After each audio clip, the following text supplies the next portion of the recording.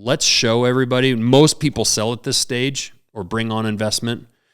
Let's try to show America that the American dream is still alive and real. And you can just do it with a business partner, or you can just do it by yourself. If you make the right moves, you bring the right people on, you have the right banks help you, and you have customers support you.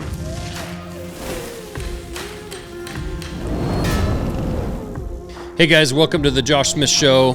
This week, we're mixing it up just a little bit. I posted on my Instagram. We also had it on the MKC Instagram to have you guys ask questions so we could get viewers or listeners to get a little input into the show and see kind of what you guys wanted to know, what you guys wanted to hear me talk about. Sometimes I do these little bit of a state of the company, and I just come up with the topics, but I thought this time it'd be cool to kind of see what you guys are wondering and to have a little interaction. So I think I'd like to do this off and on, maybe a little bit more, because I really enjoy the interactions I have on Instagram with you guys through the messages and stuff. So I'm going to just kick right off here. First question I've got, I'm kind of sitting over here to my right. I'm graduating high school. Should I try to be a knife maker or should I go to college? It's kind of a funny question because I was faced with that at one point in my life. I was kind of making waves in the knife industry. I was gaining popularity and I was becoming a better maker. And a lot of the older guys were telling me, don't do this as a living. Go to college or go do something else. Don't be a knife maker. And ultimately, I took their advice for a short time. I went to college for a year and a half. But then I ended up ultimately just deciding I got to try making knives full time. And the reason those guys told me that is because it's a very difficult profession to be in as a custom knife maker. Making one knife at a time as an artist is tough, because if you're not in your shop working all the time, then at least the way I was, then you feel like you're not making money. So finding balance is hard, right? If you take a Friday off to go golfing, you're never getting that money back. You're not taking paid vacation, any of that stuff. If I was sitting in my, tree stand or out hunting, even on a Saturday, and it's slow, I'm not seeing many animals, then my mind would start to wander to like, gosh, I should just be in my shop working. Like, I got so much work to get done, bills to pay. And frankly, for most of my career making knives, you're somewhat, I wouldn't call it paycheck to paycheck, but it's more knife to knife or knife show to knife show. It's kind of a case of where you make a bunch of knives, you sell them at a show, and you're rich, and then you pay your bills and pay your credit card bills and all your materials and whatever, and a couple weeks later, you're putting stuff back on your credit card. So it's a challenge. Now, that being said, being a knife maker provides some freedoms that were really cool. I could take off Tuesday and go golf or go hunt or whatever. So you have to be very disciplined with that. And having balance is tough. If you're a workaholic, you don't have enough balance on the personal side. And if you love to play and go do anything but work, then you're going to struggle to make it. Now, I was asked to be the keynote speaker at a high school graduation here in a few weeks for Drummond High School. And part of my talk for a kid, I'm assuming a basically 18-year-old is writing this question is, there's a lot of pressure on you to have to go to college, and you're not successful if you don't go to college, and just go to college and figure it out. And frankly, I find that really unfortunate, and I think we are in a different time right now where if you go to college and you just try to figure it out and you're there for a few years, you can rack up debt that can really affect your life. Debt is handcuffs. The wrong kind of debt can be handcuffs on your life. And, I also am not discouraging people from go to college, and it's a tough time in your life that you're in when you're 17 or 18, because you don't know what you want to be someday. People are asking you, what are you going to do someday? What are you going to be? And it's a ton of pressure. I have a 20-year-old still, she's going to school now and kind of figuring it out. My 17-year-old right now, about to turn 18, thinks she has it figured out. She's going to be a vet. And I say she thinks she figures it out because we all think we have a plan, and then life happens, and that plan may or may not actually come to fruition. But my point is it's also okay to go into the trades, to look at apprenticeships. I was an apprentice lineman. I think a groundman right now, which is an entry level kind of starting into the program of becoming a lineman. Groundman wages are $28, $26, $28, $30 an hour, depending on what part of the country. And for someone who knows nothing, we're talking about a 19-year-old fresh out of school, high school. You can go, if you want to work hard, you can go to work for any plumber, roofer, electrician, framer, jobs go on, excavation contractor. In just a few years, be making $30 an hour and leading people. So if you're 17 or 18 and you're not sure, maybe you can enter the workforce and take that path, and you realize, like, holy crap, roofing houses is way too damn hard for me. I think I want to be an accountant, or I want to be a doctor, or whatever, go into business. And you go back to school maybe now with a renewed sense of purpose, maybe a little bit of savings. You don't have to borrow as much money, take the student loans out. And so my point is you guys that are 17, 18, take the pressure off a little bit. You don't have to have your life entirely figured out. And it's okay if you don't go to college. You're not a loser if you don't go to college. Now, if you go for a year and you take some general eds and you really quickly find your path, that's great. But I'm always terrified for my own kids that they're going to end up with a ton of debt that then limits their options. Debt handcuffs you to a job of, like, God, I can't leave this job, or I can't go do anything else because I have this debt. So I just have to keep this job. And if you're free of debt, you can travel, you can quit jobs, you can start jobs, you can do whatever you want. But it might involve you not buying as nice a car, having student loans, or you may have to make decisions to be a little smarter with your money, but it frees you up to do some really cool things in life. So that question of whether you should be a knife maker or go to college, it's really on your own, on yourself. The one last thing I'll say on this is you can be a knife maker in the evening. You can be on the weekends, in the morning. I would personally advise, without knowing you, to go to college or go get a job and get in a trade and build your knife making career on the side, a lot like I did, and to the point where it's undeniable and you have to quit your job, which is what happened with MKC. I finally had to quit my lineman job because it became undeniable. All right, next question. Are you guys making more knives to be in stock more often? The answer is yes. We are actually in stock quite a bit of the time now, and this has been a constant thing that we have been pushing for really hard, is to get knives in stock. That way, if it is your dad's birthday or your uncle's or your aunt's or your sister's birthday and you want to get them a hunting knife or a chef's knife, you can just come to our website anytime and buy a knife. That being said, we're not dropping, quote unquote, the drop model. We're going to keep that going. That's going to be for new product and a lot of that stuff, and existing knives that you guys have already seen. But yes, we are constantly ramping up, but we have to run our drop model, but also make knives for stock on our website. And it's very difficult also to project demand. The supply chain, quite frankly, is not keeping up with us. We actually have labor right now, which we haven't had enough labor before. But the supply chain has to keep up. And so all these things have to ramp up together. And we have to keep quality. We have to keep good customer service. So these are just the challenges that we're going through. Will you always be direct to consumer? I don't know. To be honest, for the near term, for the rest of this year and probably for the rest of next year, yes. We do have retailers call all the time. People are trying to get our knives in their stores. But the conversation we just talked about, are we going to keep knives in stock on our website? Well, if we can't keep knives in stock on our website for ourselves to sell, then why would we start sending them to stores on a great level of knives? So we also like it because when we sell you a knife direct, we own that relationship with you as the customer. So we can warranty your stuff. We can check back in with you. We can send you an email saying, hey, we have a new model out, or we have a new sheath design, or whatever it is.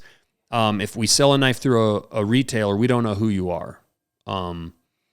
And so we want to be able to have that relationship because we want, frankly, collectors over a period of time where this is a relationship that isn't just one knife and you're done. We hope you stick around for a long time.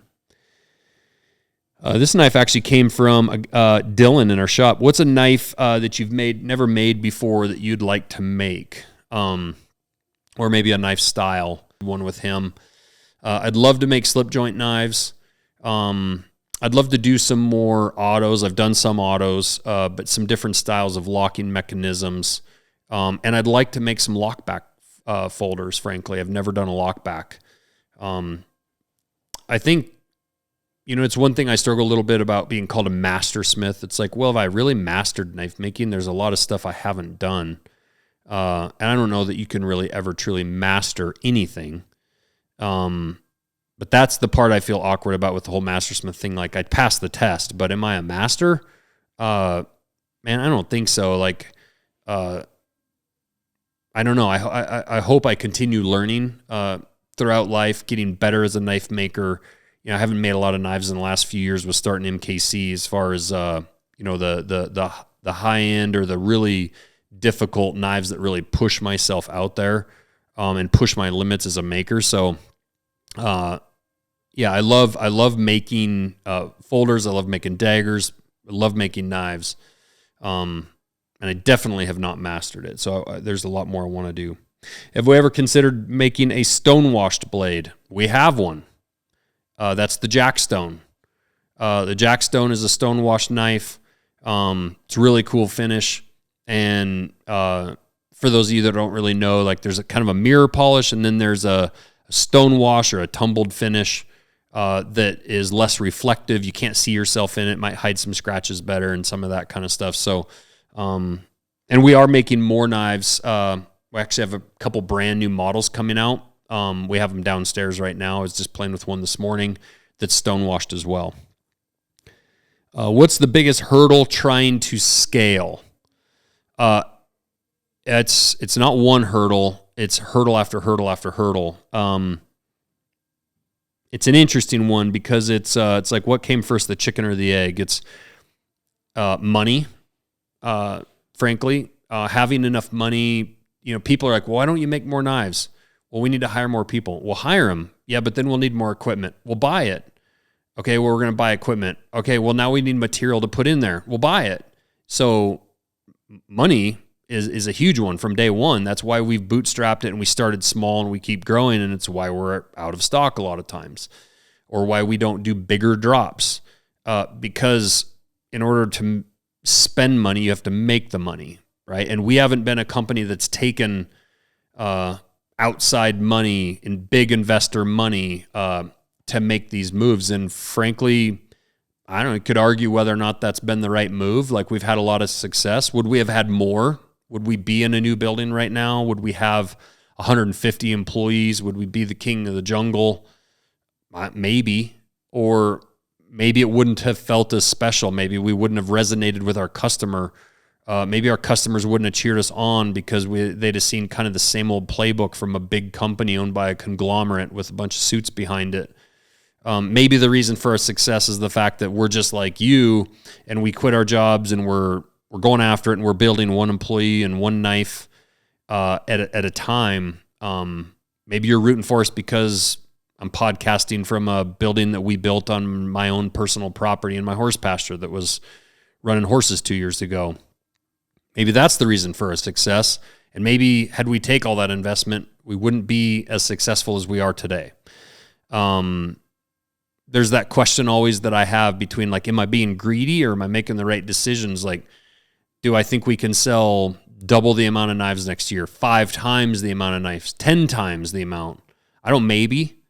And I know right now that we could take investment and test that theory, but what if we fail? And what if an investor's looking at us going, hey, where's my return? What if we make mistakes along trying to scale up so fast that our quality really drops? These are the kind of hurdles and the things that we think about. Training people. You can bring lots of people in. You have to train them, and you have to retain them. We've had a couple people leave recently that, that hurts. That's time invested into them that that we now have to reinvest. There's a lot of things I'm constantly telling my employees that just kind of a dummy running a knife company. Like, I've never done this before. I've never been a CEO, quote unquote. We have people in roles in our company that are much more used to being in their role than I currently am. But I think that's part of also why you guys support us. We've bootstrapped it. We haven't borrowed money. We've borrowed now just a little bit of money. And frankly, that was just because it was a tax advantage, because we were able to borrow at a low interest rate because we are growing manufacturing companies, to be real.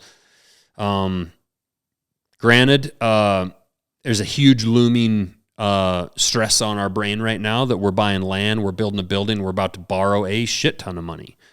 We either borrow it or we take it from outside investment. Outside investment de-risks me and Brandon, frankly. Borrowing it puts all the risk on us. And I told our employees the reason I'm willing to take that risk is because of the people in the building and the room I believe will help us build this. I believe the customers will support us. And it's kind of an all or nothing, go big or go broke scenario that I think we'll talk about some more. It's once this land and building becomes a little bit more real, but that's literally what we're doing. And it's kind of like a test and of like, let's show everybody. Most people sell at this stage or bring on investment. Let's try to show America that the American dream is still alive and real. And you can just do it with a business partner, or you can just do it by yourself. If you make the right moves, you bring the right people on, you have the right banks help you, and you have customers support you. All right. Speed Goat 2.0 with handle scales. Are we going to have handle scales for Speed Goats? This has been a question, people asking us, like, when are we going to be able to get that knife with, instead of paracord, I want a hard handle. This year, Speed Goats, Stone Goats, Mini Goats, all those are coming this year with hard handles. That's not going to be an interchangeable knife where you can unwrap, put a handle on, or take a handle off and wrap it. And there's design reasons for that. The way that I design those knives and the way the paracord fits on them, you have to sacrifice design ergonomics for just trying to be simple and make it to where somebody can go from one thing to the next, paracord to hard or whatever. Instead, we just designed the same exact knife, blade, everything. It's going to look identical. But we were able to keep the ergonomics the way we needed to with paracord and also with the hard handle. So yes, those are coming out this year. Leather restocks. Are we going to be restocking leather sheaths? We are constantly doing that. And that's what's really cool about this company and what we've been doing is Francesca with Teton Leather Company is also scaling and growing. We are pushing our suppliers. When I talk about supply chain, some of these supply chains, in fact, most of our supply chain isn't major industrial giant companies, and we just can't get a container in from China because we don't do that. We don't get our shit from China. It's, a certain screw supplier in Montana that makes our screws, or a screw supplier in Texas, a family that laser cuts our blades, or a company that manufactures our handle material here in the United States. Francesca with our leather sheaths. It's like, hey, Francesca, we're making 10,000 more knives now. We need more sheaths for those. And she's like, well, shit, I didn't even get enough people trained to do the first 1,000. And so we're pushing her. Same thing on the wood block side, Montana Block. They're hiring people. We're pushing them, make more cutting boards, make more knife hangs. Francesca's also making the leather rolls for our chef's knives. And I get people that ask me, why don't you just get another leather supplier? It's because we're loyal and we like our relationship with her, and we want to let her and her company grow and support our company. We can all win together. That's why we want American manufacturing to come back to this country. It's not just about Montana Knife Company. It's about the companies that supply us, that we support, by them supporting our supply chain. This is what people don't understand about when you buy something, some product in America, and you pay an extra $50 for it. You pay an extra $100. those dollars are staying in this country and they're being recycled over and over and over. And that is what our freaking government needs to understand, is that we need to incentivize manufacturing and people like us all around the country, whether it's other knife companies, people making guitars or bows or violins or freaking drumsticks. I don't care, whatever. Manufacture things in America, because that dollar gets recycled over and over and over. And it's good for our local economy. All the money that MKC is bringing in to this state of Montana is amazing for our state, because our little state isn't known for manufacturing. It's not known for big industrial companies. In fact, in our county right here, Missoula County, we've lost several major industrial players, including just a couple in the last month. Pyramid Lumber in Sealy Lake, Montana, lumber mill, closed down. Right here locally in Frenchtown, years ago, probably 10 now, we lost Smurfit Stone, cardboard manufacturer, 300 or 400 jobs gone, small community. Tax base for the school wiped out. A chipboard manufacturer right here in Missoula last month just closed, announcing a few hundred jobs gone. Bonner Lumber Mill that used to make plywood when I moved to Missoula 20 years ago, they're gone.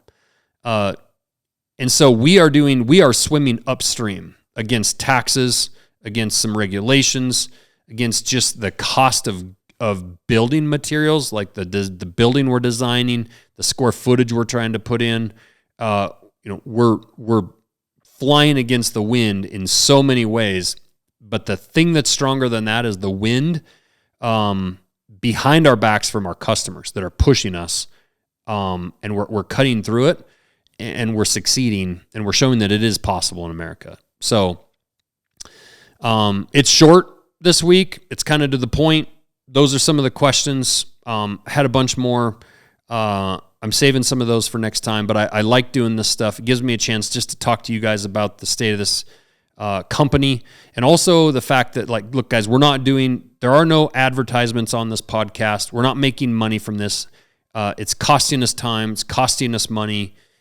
Henry has to rip this stuff up, make clips, spend time editing, sitting here while I'm doing this, when he could be, doing stuff and videos and whatnot that are pushing the bottom dollar, the bottom line for us.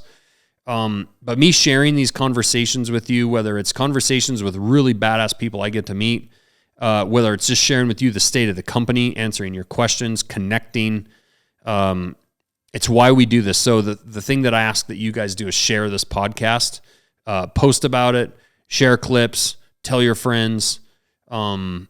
It means a lot, because this is some of my favorite part of this job is interacting with you guys, the customer, and getting to share. I'm just a regular dude getting to meet really cool people. I'm going to UFC 300 this weekend. When this airs, it will be over.